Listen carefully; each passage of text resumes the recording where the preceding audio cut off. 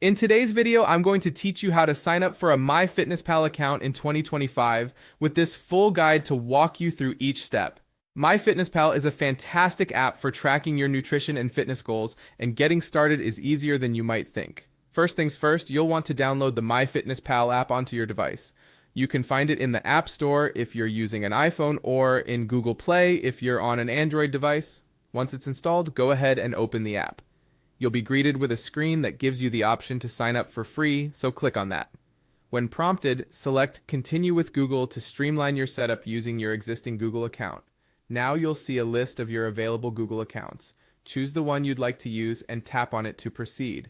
Then click Continue to move forward with the registration.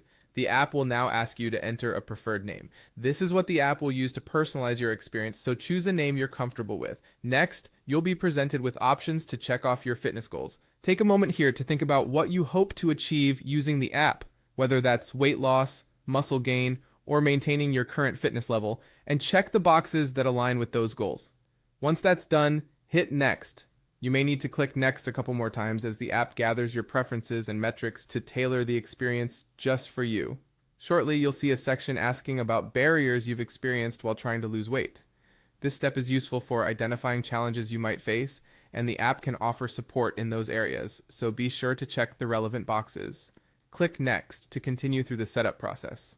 You'll also need to decide how frequently you want to plan your meals in advance, daily, weekly, or elsewhere in between. So think about what suits your lifestyle best. Click Next after making your choice.